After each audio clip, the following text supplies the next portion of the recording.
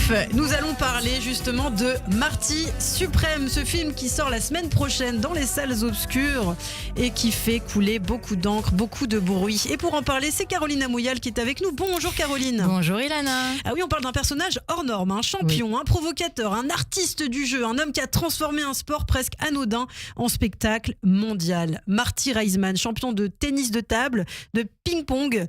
Son destin inspire aujourd'hui donc ce film très remarqué, Marty Suprême, où Timothée Chalamet, le beau gosse. Bah oui, d'ailleurs, il pourrait venir ici, on serait ravis de l'accueillir. Avec plaisir, avec Kylie Jenner, pourquoi pas, incarne donc un personnage inspiré de sa vie et donc en salle le 18 février. Et oui, Ilana, donc Marty Raisman, il naît le 1er février 1930 à New York dans un milieu modeste du Lower East Side. Il est le fils d'une immigrante russe et d'un chauffeur de taxi bookmaker occasionnel et joueur compulsif. Et c'est à l'âge de 10 ans qu'il découvre pour la première fois le tennis de table alors que sa mère s'installe dans un immeuble face à un espace public doté d'une table de ping-pong communautaire. Et c'est sur cette table qu'il découvre sa vocation. Il joue alors dans des sous-sols enfumés de New York, notamment au club Lawrence Broadway, ancien speakeasy où s'affrontent des arnaqueurs et des parieurs. Les meilleurs joueurs d'Amérique étaient chez Lawrence, écrit Raisman. Plusieurs habitués du club remporteront d'ailleurs des championnats nationaux et intégreront l'équipe américaine au championnat du monde. Et cette obsession va donc le mener au sommet. Et oui, à seulement 14 ans, Marty subvient déjà à ses besoins grâce au tennis de table. Et tous les jours après l'école, il se rend au club et affronte des champions. Son passe-temps devient son plein temps. Il sèche beaucoup les cours d'ailleurs, ce qui lui vaut une expulsion.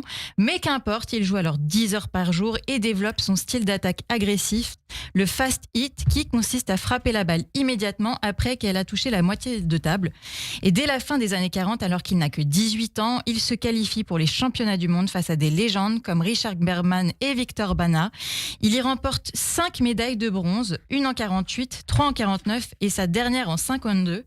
Et il devient l'un des meilleurs joueurs américains, en remportant notamment l'Open d'Angleterre en 1949, bat des champions légendaires et accumule des titres internationaux.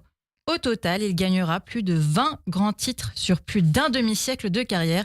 Une longévité exceptionnelle. Absolument. Alors Marty d'ailleurs n'est pas un sportif classique, il est aussi un showman, parfois un hustler comme on dit, un joueur qui parie, qui joue pour de l'argent, qui transforme chaque match en spectacle. Et oui, c'est un véritable showman, on le surnomme The Needle, l'aiguille à cause de sa silhouette fine.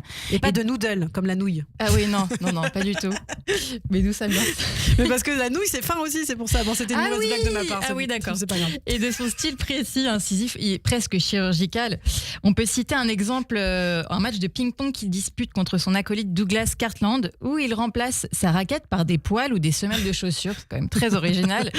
Il est aussi célèbre pour son côté subversif, puisque dans les années 60, alors que le tennis de table change avec l'apparition des raquettes à mousse, il reste fidèle au hard bat, la raquette traditionnelle, et il continue de gagner malgré tout. Et Marty attire aussi l'attention en participant à de nombreux événements, car le tennis de table, il faut le dire, n'est pas un sport très lucratif, quand bien même il joue à très haut niveau. Et oui, pour arrondir ses fins de mois, il s'adonne à des paris lors de mi-temps de match des Harlem Globetrotters, par exemple, contre de riches adversaires. Marty Raisman leur fait croire qu'il peut les battre en leur concédant 19 points tout en restant assis sur une chaise. Et si la somme est considérable, il accepte même de jouer avec un couvercle de poubelle. Un jour, il est approché par un contrebandier chinois lors d'une tournée en Extrême-Orient qui mise de l'or de contrebande transporté à travers les frontières internationales. Et d'ailleurs, dans son autobiographie, il justifie ses paris par le fait que, selon lui, les joueurs de ping-pong doivent se débrouiller seuls. Un joueur qui dépend des cachets pour des exhibitions peut mourir de faim. Les meilleurs joueurs sont soit des parieurs, soit des contrebandiers, soit les deux. J'ai déjà gagné plus de 175 trophées, mais je ne peux pas les manger. Bah oui, pragmatique. Alors en 1997, à 67 ans, waouh, Marty Raisman, ça nous revient en arrière là. Vous avez quel âge en 97, vous, Caroline? 6 ans, et vous? 6 ans. Non, 97, j'avais quel âge? J'avais 5 ans, ouais, c'est ça, j'avais 5 ans. On ne connaissait pas. Eh bien, écoutez, on était dans les barbines. En tout cas, lui, il avait 67 ans en 1997 et Greg et Nina n'étaient pas nés à l'époque. Marty Raisman devient le plus vieux champion national de l'histoire dans un sport de raquette, donc un exploit unique. Oui, tout à fait. Et sa carrière donc dure jusqu'aux années 2000 et plus de 50 ans au plus haut niveau.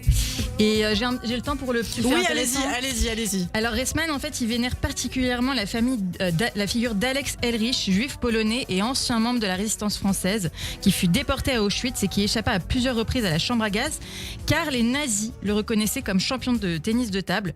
Et donc pour Reisman, les joueurs de tennis de table forment une catégorie à part. En repensant à ces rencontres, je suis frappée par le nombre de personnes autour du jeu qui y sont restées toute leur vie. C'est un jeu qui infecte le sang, ce qui lui permet personnellement d'échapper toute sa vie à ses propres anxiétés qui, en situation de stress, le rendent aveugle. Eh bien, merci beaucoup Caroline Amouyal. Merci d'avoir été avec nous Merci, ce Lana. matin sur Radio J. Marty Suprême sortira en salle mercredi prochain.